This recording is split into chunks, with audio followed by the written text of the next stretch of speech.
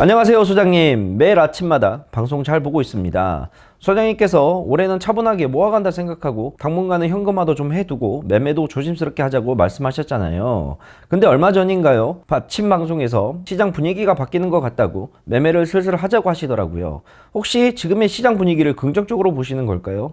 저도 소장님 방송 보며 현금도 틈틈이 많이 준비해뒀고 매매를 꼭 해야 한다는 생각은 버리고 있었는데 이제 좀 다르게 접근하기로 하신 건지 궁금합니다. 라고 질문을 남겨주셨네요. 올해 초반만 하더라도 홍콩 ELS 사태, 물론 홍콩 ELS 사태가 지금 마무리된 건 아니지만 그래도 가장 최정점은 넘어서는 구간에 지금 넘어가고 있거든요. 홍콩 ELS는 그렇게 초반에 좀 마무리가 되는 분위기고 지금 현재 또 가장 대두시되고 있는 거는 부동산 PF 문제가 계속해서 나오고 있습니다. 얼마 전에 태형건설이 결국은 거래 정지가 먹었었죠. 그래서 태형건설 거래 정지를 비롯해서 계속 부동산 위기론이 좀 나오고 있는 모습인데 저도 이러한 것들 때문에 굉장히 시장을 좀 조심스럽게 바라봤어요. 그래서 3월 달에는 회계감사 시즌이니까 좀 패스를 좀 하는 모습이고 4월 달에는 국회의원 총선거가 어떻게 마무리되냐에 따라서 예를 들어서 쉽게 얘기한다 그런다면 지금은 뭐 국민의힘 쪽에서 윤석열 대통령 체제하에서 우리나라가 돌아가고 있기 때문에 국민의힘이 만약에 득표수를 더 많이 가져간다 그런다면 현재 정부의 경제정책이 더 탄력을 받을 것이고 만약에 민주당 쪽이 좀 더 압승을 하게 되게 되면 경제정책에 대해서 크레임이 들어갈 수밖에 없고 이런 구조가 나오기 때문에 총선을 보고 나서 이후에 어느 정도 시장의 환경을 보면 매매를 하자. 그래서 조심스럽게 좀 매매를 하자라는 게 제 생각이었었습니다. 그런데 최근에 요즘 시장을 바라보게 되게 되면 3월 중순이 넘어간 시점까지 본다 그런다면 3월달 증시가 굉장히 잘 버텨주고 있는 모습이 보이고 있어요. 이게 시장이라는 거는 늘 그렇습니다. 우리가 결국 대응의 영역으로 가는 게 맞아요.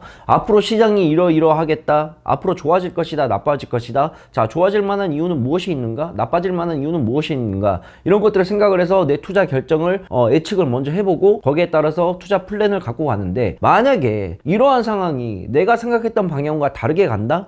내가 생각했던 거는 상승으로 봤었는데 시장 하락이 나오네? 또는 반대로 나는 시장 하락을 내다봤는데 시장이 견고하게 잘 버텨주네? 이런 모습이 나오게 된다면 우리가 투자 전략을 다시 한번 시대에 맞게끔 이 현 상황에 맞게끔 교쳐나가야 될 필요가 있다는 거죠. 자, 그래서 저는 지금까지는 시장의 분위기를 굉장히 안 좋게 봤었고 굉장히 좀 보수적으로 매매를 하자. 그리고 차라리 매매를 하지 말자라는 쪽으로 시장을 좀 접근을 했었는데 3월달 증시를 바라보는데 예상되는 시나리오가 어떤 거였냐면 자, 미국과 일본이 과도하게 많이 올라가 있단 말이에요. 너무 많이 올라와 있기 때문에 얘네들이 차익 실현을 한다 그런다면 저평가되어 있는 시장으로 다시 시장에 수급이 몰릴 수밖에 없어요. 자, 그런데 아시아 시장에서 놓고 본다 그런다면 결국은 한중일인데 일본 같은 경우는 지금 너무 많이 올라와 있는 상태이고 그러면 이 자금 자체가 대한민국의 외국인들 순유입세가 유입되지 않을까라는 예측도 우리가 해볼 수가 있다는 거죠. 실질적으로 올해 들어서 외국인들이 우리나라의 주식들을 굉장히 좀 많이 매입하고 있는 모습도 통계치에서 나오고 있는 모습입니다. 자, 그래서 현재 상황에서 우리가 주식을 예를 들어서 내가 주식에 대한 비중을 지금 현재 뭐 30%를 유지하고 있다.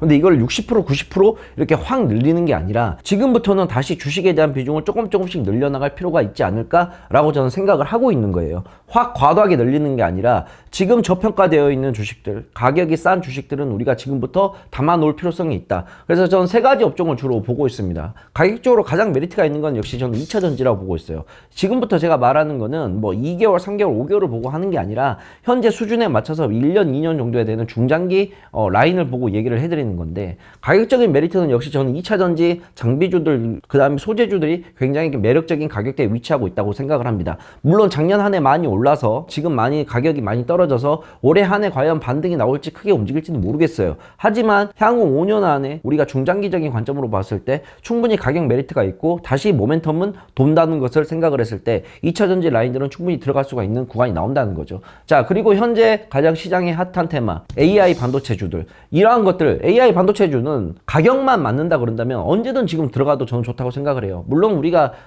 똑같이 2차 전지와 마찬가지로 5년을 놓고 봤을 때 AI 반도체 종목들도 업종들도 지금 현재 구간보다 분명히 더 높은 자리에 있을 거라 생각을 합니다. 다만 가격이 많이 올라와 있는 상태이기 때문에 언제든지 죄 조정을 받고 하락이 나왔다고 움직일 수 있는 가능성은 우리가 생각을 생각을 하고 있어야, 염두를 하고 있어야 되는 거죠. 그렇게 따진다 그런다면 반도체들은 지금 가격이 많이 올라와 있으니 물론 이게 미래 산업의 주도 업종이 될 수는 있겠지만 되겠지만 가격이 너무 높기 때문에 우리가 가격적인 측면에서 조금 조심하게 매매를 할 필요성은 있다. 가격이 높으니까 비중을 좀 작게 가져가야 될 필요성은 있다는 게 생각입니다. 그래서 그 다음에 또 하나가 더 한다 그런다면 소프트웨어 관련된 주식들, 결국 이러한 것들은 기술적인 바탕이 돼야 되기 때문에 소프트웨어들 종목들이 받쳐줘야지만 또 올라갈 수가 있는 구조가 나오고 있거든요. 그래서 저는 가장 유망한 업종을 2차전지, 그 다음에 반도체, 그 다음에 소프트웨어, 이렇게 세 가지의 큰 틀을 놓고 좀 보고 싶다는 겁니다. 그래서 충분히 내 매매 전략이 좀, 계획이 좀 내가 생각했던 방향과 좀 다르게 간다 그런다면 거기에 맞춰서 매매를 해야 될 필요성이 있다고 생각을 하고, 지금부터는 조금씩 이러한 종목들에 대해서 우리가 매매 포인트를 잡고 조금씩 매수를 해 나가는 게 맞지 않나 라고 생각을 합니다. 하지만 시장은 항상 변화를 하게 되게끔 되어 있고 언제든지 또 우리가 돌발 상황에 대비를 해야 되기 때문에 주식에 대한 수를 갑자기 급격하게 놀리는 것보다 지금부터 조금씩 비중을 늘려나가는 수준으로만 매매를 접근하는 게 맞지 않을까라고 생각을 좀 하고 있어요. 저도 마찬가지로 이러한 것들을 준비를 해서 종목들을 선별을 좀 쫙 해놓은 게 좀 있습니다. 그래서 거기에 맞춰서 계획대로 좀 중장기, 단기 모멘텀이 아니라 중장기 모멘텀을 생각을 하고 좀 매매를 하려고 준비 중이고, 업종별로 좀 뽑아놓은 섹터들이 있고 거기에 맞춘 또 종목들이 있기 때문에 이거에 맞춰서 좀 계획적으로 좀 매매를 진행을 한번 해보려고 하고 있어요. 시장은 우리가 생각하는, 예를 들어서 하락장과 폭락장만 아니면 할만합니다. 결국 우리가 시장을 구분을 할 때 세 가지가 있잖아요. 상승장, 횡보장, 그 다음에 하락장. 이제 횡보장 같은 경우는 우리가 박스권 매매라고 하는데, 이 세 가지 장세 중에서 하락장만 아니면, 하락장과 폭락장만 아니면 횡보장하고 상승장에서는 우리가 충분히 매매를 해볼 포인트가 있다고 생각을 해요. 기존에 제가 이제 시장을 바라보는 거는 하락장에 대한 염두를 굉장히 크게 두고 했었는데, 시장의 지금 움직임 자체가 하락장보다는 횡보장으로 가는 움직임들이 계속해서 나오고 있는 모습입니다. 결국 이거의 바탕에 있는 외국인들의 유입세가 계속해서 들어오고 있다는 거죠. 그러면 외국인들이 과연 우리나라의 종목들을 사려고 할 때 얘네들이 과연 뭘 살 것인가 라고 생각을 많이 해봐야 될 필요성이 있고, 거기에 맞춰서 우리가 외국인들 수급에 따른 매매도 필요하다고 생각을 하고 있습니다.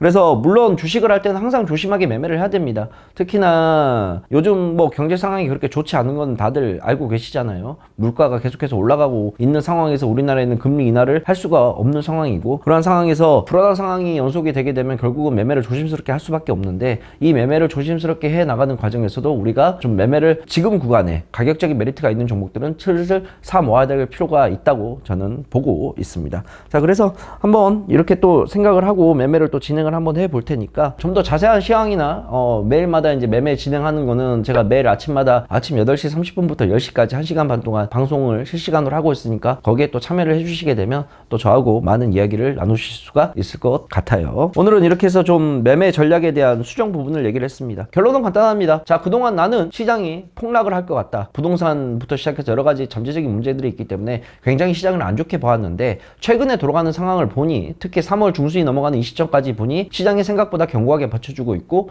이 견고하게 받쳐주는 거에는 외국인 수급이 계속해서 지속적으로 들어오고 있더라. 만약에 미국과 일본이 시장이 현재 고점화되어 있는 상태에서 조정이 들어가게 된다면 상대적으로 우리나라가 올라가지 못했던 만큼 충분히 상승 포인트가 나올 수가 있다고 생각을 한다. 그래서 종목을 조금씩 이제는 매수를 한번 해보자 라는 게 이 영상의 오늘 결론이 되겠습니다. 자, 매수를 할 때는 어디에 좀 생각을 하자? 2차전지, 가격이 많이 싸져 있는 2차전지, 그 다음에 현재 강세를 띠고 있는 반도체, 그리고 이 두 가지 메인 종목에 플러스로 소프트웨어 관련된 것들을 좀 보자. 그래서 이러한 종목들을 우리가 좀 찾아보고 매매를 한번 해보자 라는 게 결론이 될 것 같아요. 또 이제 시장을 또 보다가 혹시나 바뀌는 상황이 있거나 또 중요한 내용이 있다 그런다면 제가 이렇게 영상을 통해서 우리 시청자분들께 또 찾아뵙고 의견을 나누도록 하겠습니다. 오늘은 여기까지 하겠습니다. 다음에 더 좋은 영상으로 찾아뵙도록 할게요. 안녕. 주식 상담소는 아래에 남겨주시면 되겠습니다.